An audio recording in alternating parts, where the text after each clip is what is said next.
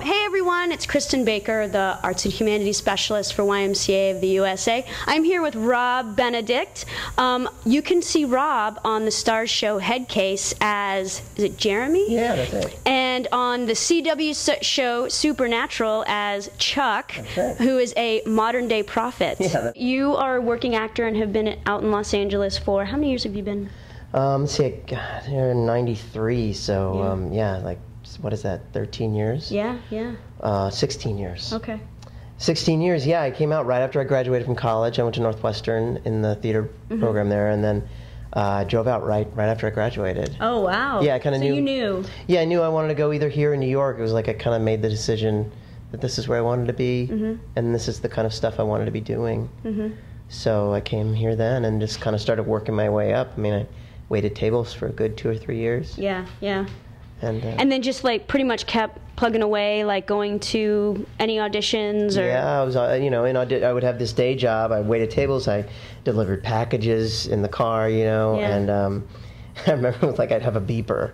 Like it was before cell phones. Oh, wow, And the agent would page me with like, so I'd have to pull over and then call a payphone and get the audition information. It was like that. It was crazy. Have a change of clothes in the trunk. Just in case. I'm a suit and tie guy, So yeah, I did a lot of like commercial stuff and theater stuff, and then ultimately broke into the TV stuff. And it's like anything, any job really. Once you get your foot in the door, you start meeting people, and one thing leads to another, And when did you discover that you wanted to be an actor and this is the path that you wanted to go? Because obviously it was before college, because that's what you went to school for. So when was that? Do you remember that moment? Yeah, I actually do. I was in high school I was a really good student, so there was a lot of pressure on me to go and do something to follow through with that, something like a lawyer or something where it took being a good student to do that. But I don't know, I never felt right, and I would do these community theater plays, and I did a production of Brighton Beach Memoirs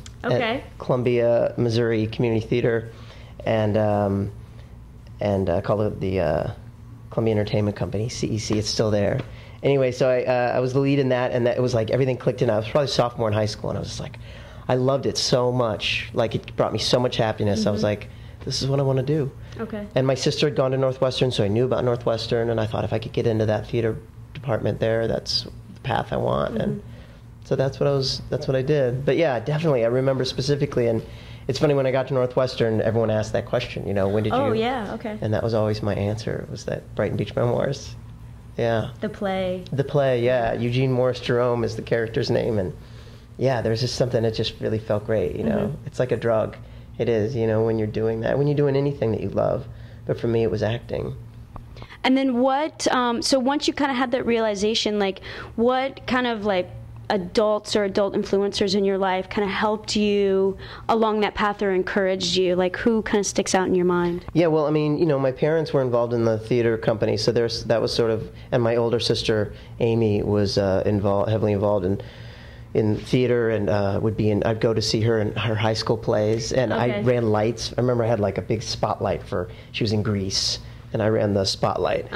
So that was sort of where I started to really fall in love with theater. But then when I would do these plays, there was always someone really special working on them. And that's the cool thing about community theater, really doing theater anywhere outside of the big cities. There are people, talented people that no one will ever know, that have so much to offer, But I had some directors, this one director, Judy Olson, had gone to Yale Drama.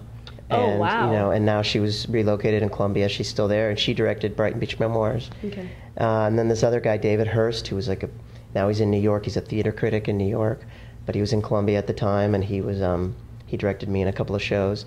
And they were such mentors. To this day, helped not only encourage me, but teach me a lot of the things that I use now. And what do you do to sort of recharge your battery? Like, what is it that that, not necessarily a guilty pleasure, but recognizing that you're on a set for possibly 18 hours a day, or you're jumping from audition to audition, like, what do you do to kind of... Well, for me, it's music. I mean, I love music, and I play in a band here, which is, I've always said, is like an extracurricular activity, because I really don't put the pressure on that like I do on the acting part of my business. So for me, it's that. I mean, if I've got the time, we're rehearsing or we play gigs locally. If I'm on location or on a set, I have my guitar with me, Okay. and I'm always like writing, and that's like therapy for me. Like just holed up in a trailer or a room or whatever it is, and I've got my acoustic guitar and a notebook, and I'm happy. Okay. And if I don't have a guitar, then I'm listening to music. So for Okay. me, that's definitely my soothing mechanism is to do that, to play music or listen to music. Yeah. What message, we have a lot of YMCA staff who work with kids who are still trying to find their passion or who've maybe found it. What message would you give to YMCA art staff people who work with kids about, helping or encouraging them to find their passions? Well, I mean, I think first of all, it's important to try as many things as your curiosity lets you try. I mean, if you think I want to play baseball, then play baseball. If you want to paint a picture, paint a picture. If you want to get involved in a gymnastics class or, any sort of science workshop or whatever sounds fun to you, do and try. And if you get bored of it, you can try something else. Yeah. But that's the great thing about being a kid is like, literally it's a blank slate and you can make it whatever you want, and it's never too late to try something new.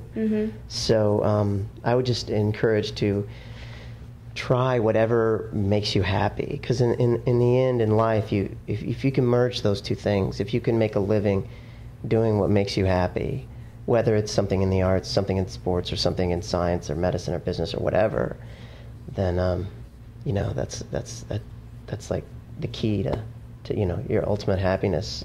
So yeah, I would just try as many things as you can, and don't let anyone tell you that's not the wise thing to do. Because if it makes you happy, That's good. then it is. Don't let those people say. Yeah, because and in my business too, there's so many people that out here people take it seriously, but you go in other parts of the country and you say I'm an actor, and they're like, you're a what? Yeah. But what do you do? It's hard. People don't. That's what I do. People don't understand it all. People are always asking such weird questions like, "What's your day to day?"